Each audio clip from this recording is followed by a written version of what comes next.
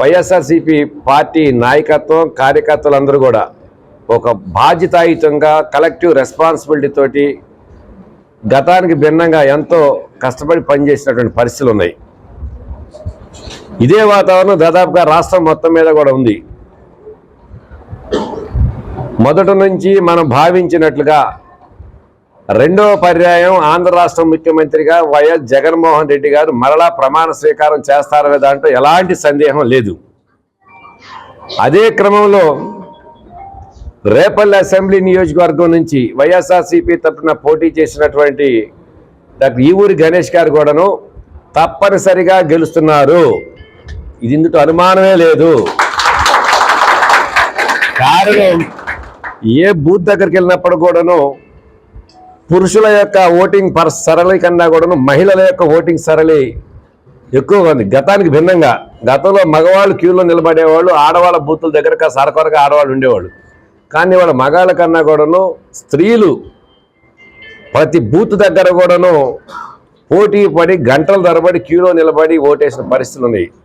దాని ప్రధాన కారణం ముఖ్యమంత్రి గారు ప్రవేశపెట్టిన సంక్షేమ కార్యక్రమాల ద్వారా లబ్ధి పొందినటువంటి ప్రతి మహిళ కూడా మరలా రెండో పర్యాయం జగన్ గారి యొక్క నాయకత్వంలోనే జగన్ గారు ముఖ్యమంత్రి అయితేనే మనకు సంక్షేమ కార్యక్రమాలు మరలా పునరావృతం అవుతాయి, ఇంకా మంచి పథకాలు ప్రవేశపెడతాడనే ఒక నమ్మకంతో మహిళలు గంటల తరబడి క్యూలో నిలబడి జగన్మోహన్ రెడ్డి గారి యొక్క నాయకత్వాన్ని బలపరుస్తూ ఓటు వేసినటువంటి పరిస్థితులు ఉన్నాయి. అది స్పష్టం, దీంట్లో ఎలాంటి తేడా లేదు. అంటే రాష్ట్ర ప్రజలు దాదాపుగా తీర్పునిచ్చేశారు మళ్ళీ రెండోసారి జగన్ గారు ముఖ్యమంత్రి కావాలని చెప్పని. సరే సీట్లు అంటారా, ముఖ్యమంత్రి గారు ఒక లక్ష్యాన్ని నిర్దేశించారు 175 to 175 అని. దానిలో 10 సీట్లు పెరగవచ్చు, 10 సీట్లు తగ్గవచ్చు, అది వేరే విషయం. ఏదైనా ముఖ్యమంత్రి గారు ఇక్కడ ఏంటంటే ఎన్ని సీట్లు వచ్చినాయి అనేటువంటి దానికన్నా కూడా ప్రస్తుతం మళ్ళా రెండోసారి ముఖ్యమంత్రిగా జగన్ గారు బాధ్యత స్వీకరిస్తున్నారా లేదా అన్నటువంటిది. తప్పనిసరిగా రెండోసారి బాధ్యత స్వీకరిస్తున్నారు. ఇలాంటి క్రమంలో రాష్ట్రం మొత్తం మీద చూడండి, తీరుతెన్నులు చూడండి. ఎక్కడ పడ్డా కానీ తెలుగుదేశం వాళ్ళు వైసీపీ మీద దాడులు, ఏ నియోజకవర్గంలో చూసుకున్నప్పుడు కూడాను ఒక కొత్త సాంప్రదాయానికి తెరలేపినటువంటి పరిస్థితులు ఉన్నాయి. ఎక్కడ పడ్డా కూడా తెలుగుదేశం వాళ్ళకి వైసీపీ ఘర్షణలు. ఎందుకంటే రౌడీ సంస్కృతి నుంచి వచ్చినటువంటి పార్టీ కాబట్టి అడ్డగోలుగా వెన్నుపోట్లతోటి, మోసాలతోటి, కుట్రలతోటి 10 మందిని మార్బలాన్ని పోగేసుకుని ఒంటరిగా ఉన్నటువంటి జగన్మోహన్ రెడ్డి గారి నాయకత్వం మీదకి పోటీ చేయడానికి వచ్చింది కాబట్టి ఆ కుట్రలు, కుతంత్రాలు, దౌర్జన్యాలు అని చెప్పి అన్నీ కూడా తెలుగుదేశం వాళ్ళకి వెనతో పెట్టిన విద్య, ఆ విశ్వరూపాన్ని నిన్న మరలా చూపించారన్న దానికి రాష్ట్రం మొత్తం మీద సంఘటనలు జరిగినాయి. ముఖ్యంగా గతంలో ఎన్నడూ లేని విధంగా ఈ ప్రశాంతమైనటువంటి రేపల్లె వాతావరణంలో నిన్న ఆ పరిస్థితిని సాక్షాత్తు ఇక్కడ శాసనసభ్యుడిగా ఉన్నటువంటి పోటీ చేసినటువంటి అనగాని సత్యప్రసాద్ ఒక వీధి రౌడీలాగా ప్రవర్తించినటువంటి తీరుతెన్నులు స్పష్టంగా కనిపిస్తున్నాయి. నిన్న ఉదయం 11:30కి రాంబట్లవారిపాలెం పంచాయతీలో స్టార్ట్ చేశాడు. ఉదయం 11:30కే అక్కడ ఉన్నటువంటి వాలంటీర్స్కి, మీన్స్ కార్యకర్తలకి, అక్కడ ఉన్నటువంటి సర్పంచ్ గారికి ఈయన కారులో కూర్చుని వార్నింగ్లు ఇస్తున్నాడు. రేపటి రోజు మా గవర్నమెంట్ వస్తుంది, మేము వచ్చేస్తాం, ఇచ్చేస్తాం, పొడుస్తాం, చించుతామని.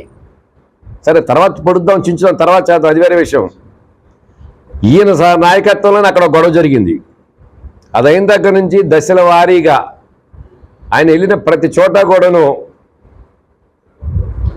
రౌడీ మోకలను, మర్డర్ కేసులో ముద్దాయిలుగా రౌడీ షీట్లుగా ఉన్నటువంటి వ్యక్తులను ఆయన వెంట పెట్టుకుని ఎక్కడికక్కడికి అలజడి సృష్టించి శాంతి భద్రతతో ప్రశాంతంగా జరుగుతున్నటువంటి పోలింగ్ సరళిని డిస్టర్బ్ చేయాలని చెప్పి ఒక పథకం ప్రకారం ప్రయాణం చేసినటువంటి పరిస్థితులు.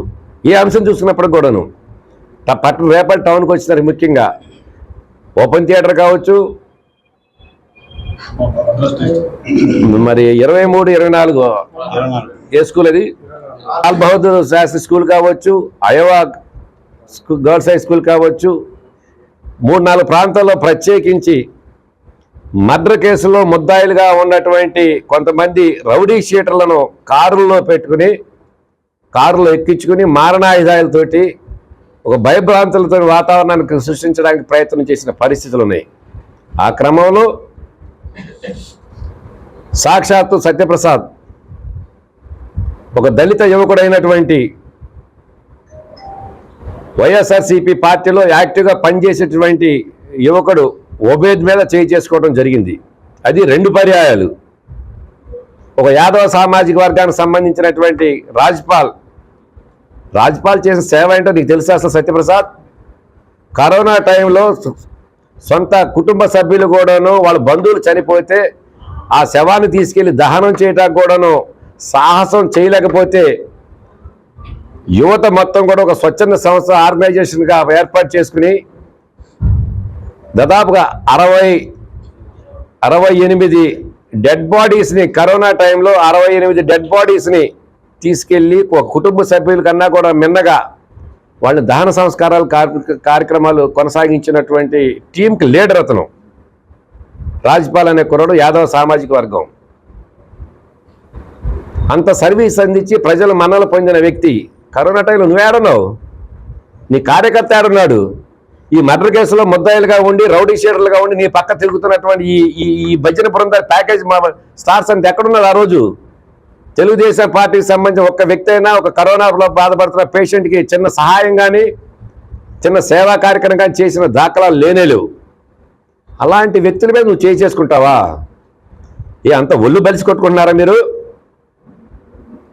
మేము ఎప్పుడు కూడా ఒక శాంతియుతమైన ప్రశాంతమైన వాతావరణంలో శాంతియుతంగా కార్యక్రమం పోలింగ్ ప్రక్రియ కొనసాగించాలి. పోలింగ్ రోజుని మన నియోజకవర్గం ఎప్పుడు ఎక్కడ కూడా గొడవల సంస్కృతి లేనే లేదు అనేటువంటి ఒక ఆలోచనతోటి ఎక్కడ చిన్న చిన్న సంఘటనలు జరిగినా కూడా దాన్ని అక్కడికక్కడ సద్దుమణుగు చేయించి పోలింగ్ ప్రక్రియను ప్రశాంతంగా కొనసాగించాలని చెప్పి ఒకవైపు మేము ప్రయత్నం చేస్తుంటే నువ్వు రౌడీ మోకల్ని వెంట పెట్టుకుని రౌడీజం చేసి యువతల వైసీపీ వాళ్ళని నువ్వు భయపెట్టాలని చెప్పి ప్రయత్నం చేస్తున్నావు చూడు. ఇలాంటి కాకమ్మ చప్పుడికి ఉడత ఊపులకి బెదిరేటటువంటి నాయకత్వం కార్యకర్తలు ఇక్కడ లేనే లేరు.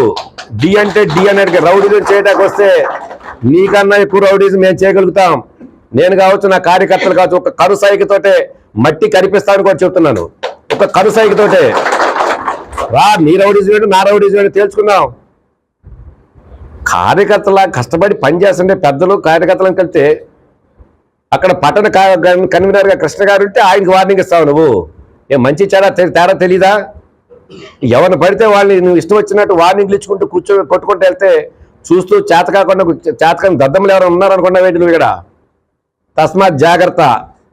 వీటన్నిటికి పర్యవసానం ఏంటంటే పోలింగ్ సరళి తెలుగుదేశానికి వ్యతిరేకంగా పడుతుంది, వైఎస్ఆర్సీపీకి అనుకూలంగా వస్తుంది అనేటువంటి ఒక స్పష్టత నీలో వచ్చింది కాబట్టి నువ్వు ఓడిపోతున్నావు అనేటువంటి ఒక నిరాశ నిస్పృహల్లో నువ్వు చేసినటువంటి దుర్మార్గాలకు నిదర్శనమే నిన్న జరిగిన సంఘటనలు. ఒక పెద్ద మనిషిగా పట్టణ కన్వీనర్గా ఉన్నటువంటి గడ్డం కృష్ణ గారిని తొలనాడి మాట్లాడతావు. ఒక దళితుడైనటువంటి ఒబేద్ని చేసుకున్నావు. రాజ్పాల్ బీసీ యాదవ్ సామాజిక వర్గానికి సంబంధించినటువంటి కుర్రాడిని మీరు 50 మంది 60 మంది కలిసి కాళ్ళతోటి చేతులతోటి కొల్లబొడుస్తారా? మీ అన్నదమ్ములు ఇద్దరు కలిసి మెడ పట్టుకుని తలల మీద కొడతారా? అంత ఒళ్ళు బలిసి కొట్టుకుంటారా మీరు? జాగ్రత్త. రౌడీజం అని చెప్పి రోడ్డు మీదకి వస్తే ప్రశాంతంగా ఉన్న రేపల్లె వాతావరణం నల్ల కల్లోలం అవుద్ది. నీకు అది కావాలో పట్టణ ప్రశాంతత, నియోజకవర్గ ప్రశాంతత కావాలో తేల్చుకో. తస్మాత్ జాగ్రత్త. రేపు మరలా వస్తుంది. జగన్ గారి ప్రభుత్వమే రెండోసారి ఇక్కడ వస్తుందంటే ఎలాంటి సందేహం లేదు. ఇక్కడ ఈ ఊరు గణేష్ జగన్ గారి బలపరిచిన అభ్యర్థి గెలుస్తున్నాడు అనే దాంట్లో ఎలాంటి సందేహం లేదు. ఇలాంటి పరిస్థితుల్లో బీసీల మీద దళితుల మీద దాడులు చేయటానికి నీకు అంతకన్నా సిగ్గు అనిపించట్లేదా? సిగ్గు అనేది నీకు ఇవాళ కొత్త ఏం కాదు.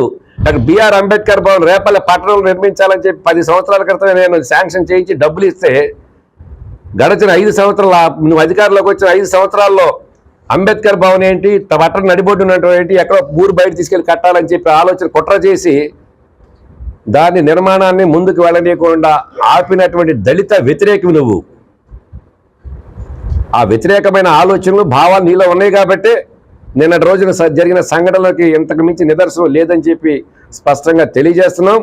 మేము ఓవరాల్గా బీసీ సంఘాల తరపున, దళిత సంఘాల తరపున, కాపు సామాజిక వర్గం తరపున నిన్న జరిగినటువంటి సంఘటనకి తప్పనిసరిగా నువ్వు క్షమాపణ చెప్పవలసిందే.